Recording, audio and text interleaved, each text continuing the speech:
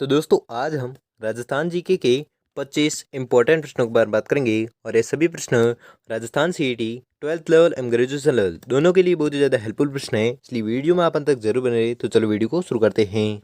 तो आपका पहला सवाल है कि निम्न में से कौन सा जोड़ा है जो सही सुमिलित है। तो वह जोड़ा बताना है जो एकदम सही सुमिलित है। तो वह जोड़ा है मसूरिया साड़ी कोटा। ये युग्म है जो सही सुमिलित है। तो दोस्तों आपको 25 प्रश्न दिए जाएंगे, जिसमें से आपने कितने प्रश्न सही किए हैं वो मैं लास्ट में कमेंट में जरूर बताइए, जिससे कि आपकी प्रिपरेशन होती रहेगी। तो अगला प्रश्न देखते हैं।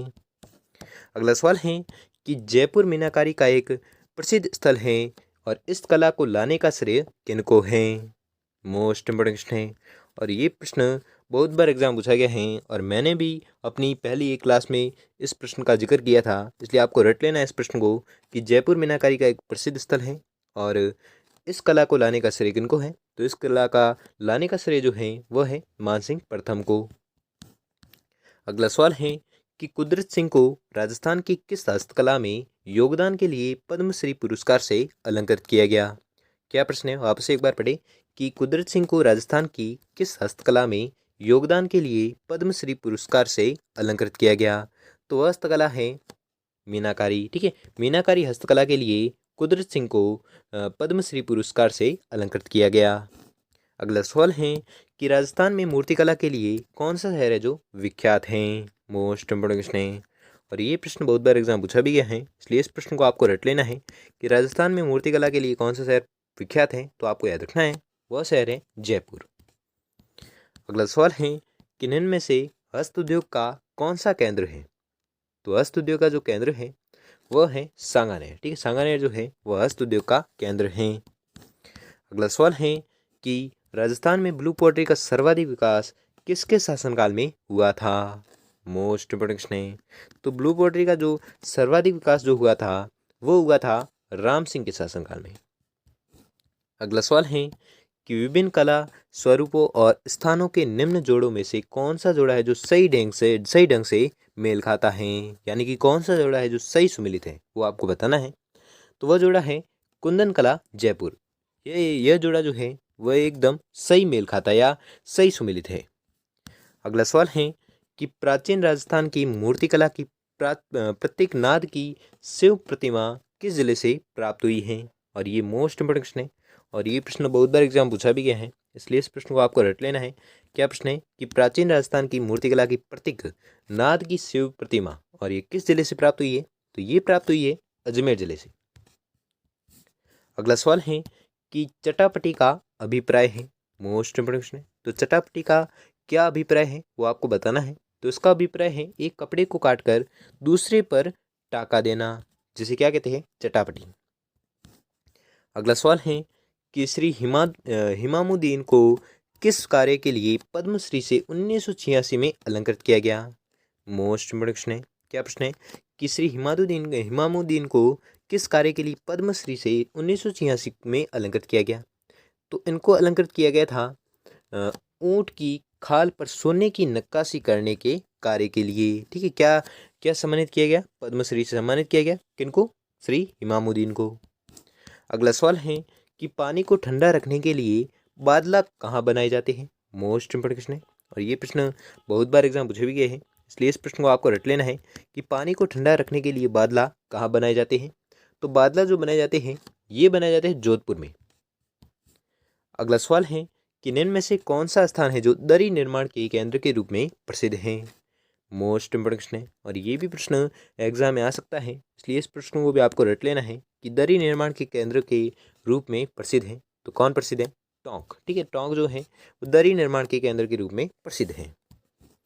अगला सवाल है कि जालोर का कौन सा गांव टेराकोटा के लिए प्रसिद्ध है जहां मामा जी के घोड़े बनाए जाते हैं। क्या प्रश्न, वापस पढ़े उगार कि जालोर का कौन सा गांव है जो टेराकोटा के लिए प्रसिद्ध है और जहां पर मामा जी के घोड़े है जो बनाए जाते हैं। तो गांव है हरजी गांव। ठीक है, जालोर का हरजी गांव वह गांव है जहां पर टेराकोटा के लिए प्रसिद्ध है और जहां पर मामा जी के घोड़े बनाए जाते हैं। अगला सवाल है अगला सवाल है कि टोंडिया यानी ऊंट का बच्चा, ठीक है, टोंडिया के मुलायम बालों से बना कपड़ा कहलाता है। मोस्ट इंपोर्टेंट क्वेश्चन है। तो टोंडिया के मुलायम बालों से बना कपड़ा जो है कहलाता है, क्या कहलाता है। तो ये कहलाता है बाखला।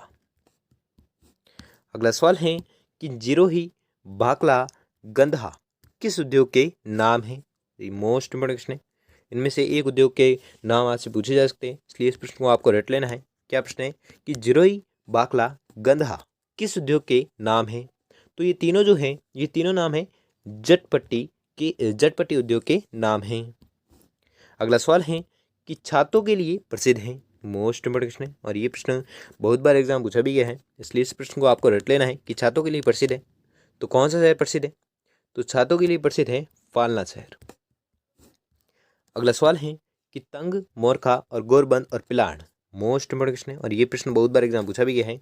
क्या प्रश्न अवश्य एक बार पढ़ लो कि तंग, मोरखा, गोरबंद, पिलाण है, तो ये क्या है वो आपको बताना है। तो ये चारों जो हैं, ये चारों ऊंट के श्रृंगार का सामान है। अगला सवाल है कि राजस्थान में गोफन है। मोस्ट इंपोर्टेंट क्वेश्चन है और ये भी प्रश्न बहुत बार एग्जाम पूछा भी गया है, इसलिए इस प्रश्न को आपको रट लेना है कि राजस्थान में गोफन क्या है या गोफन है। तो राजस्थान में गोफन पक्षियों को उड़ाने के लिए प्रयोग में लिया जाने वाला उपकरण है और कोई लोग पक्षियों को पकड़ने के लिए भी इसका प्रयोग करते हैं। ठीक है, तो आपको याद रखना है कि पक्षियों को उड़ाने के लिए या पक्षियों को पकड़ने के प्रयोग में लिया जाता है कौन सा उपकरण, तो गोफन।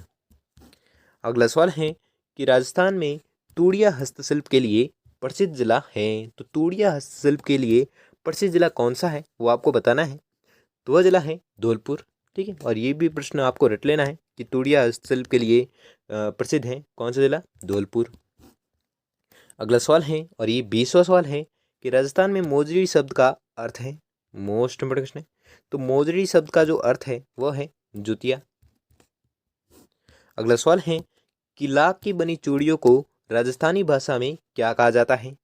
मोस्ट इंपोर्टेंट क्वेश्चन है और ये भी प्रश्न बहुत बार एग्जाम पूछा भी गया है और मैंने भी अपनी क्लास में एक इसका जिक्र किया था, लेकिन अब ये घुमा फिरा के क्वेश्चन पूछा गया है, इसलिए आपको समझ में नहीं आएगा कि लाख की बनी चूड़ियों को राजस्थानी भाषा में क्या कहते हैं। तो राजस्थानी भाषा में इसे कहते हैं मोकड़ी।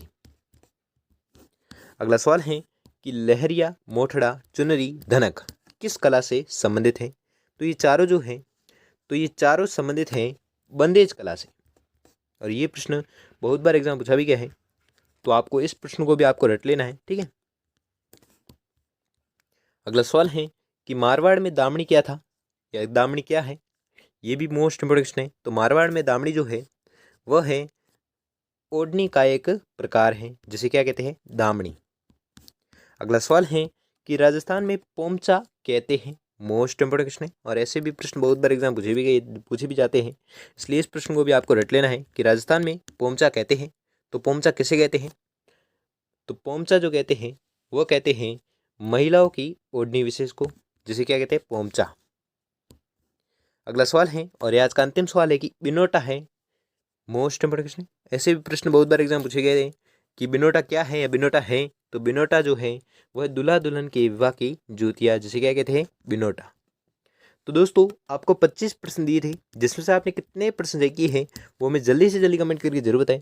और अगर आपके लिए वीडियो थोड़ा भी हेल्पफुल साबित हो तो वीडियो को लाइक और चैनल पर नए तो चैनल को सब्सक्राइब कर लीजिए और बेल आइकन को प्रेस कर लीजिए जिससे कि वीडियो की नोटिफिकेशन आपको मिलती रहेगी। धन्यवाद।